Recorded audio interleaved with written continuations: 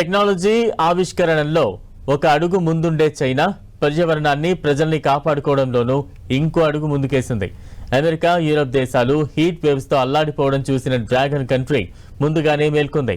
సమ్మర్లో అలాంటి ప్రభావం తమ ప్రజలపై పడకూడదని పెద్ద పెద్ద భవనాలు, అపార్ట్మెంట్ల టవర్స్ ని కూలర్లుగా మార్చేసింది.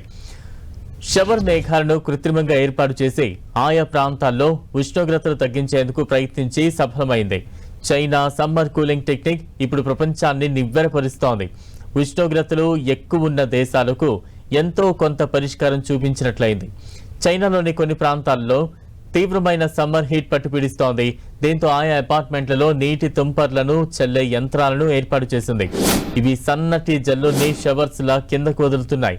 దీంతో ఆయా ప్రాంతాల్లో ఉన్న వారికి ఉష్ణోగ్రతల నుంచి కొంత ఊరట లభించింది. ఉత్తర చైనాలోని షాన్సీ ప్రావిన్స్ లో ఉన్న యున్చెంగ్ నగరంలో ఎత్తైన అపార్ట్మెంట్ భవనాల పైకప్పులకు పైగా నీటిని ఇలా సన్నని తుంపరలా అంటే షవర్ రైన్స్ లాగా చల్లే మిస్టింగ్ సిస్టమ్స్ ను ఏర్పాటు చేశారు.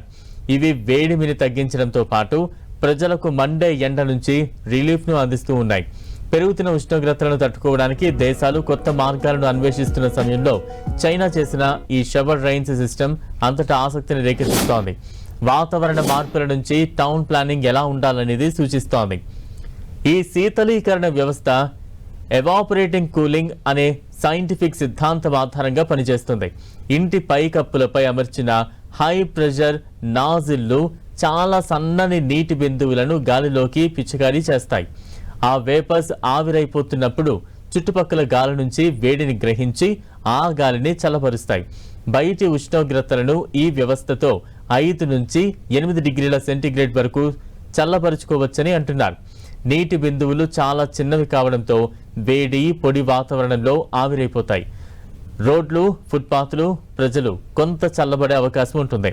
చైనాలోని అనేక సిటీల్లో వేసవి కాలంలో పార్కులు, ఓపెన్ ప్లేసులు, ఫుట్పాత్లు, బస్ స్టాప్ల వద్ద ఇలాంటి ఓపెన్ మాయిశ్చర్ సిస్టమ్స్ అందుబాటులోకి వచ్చాయి.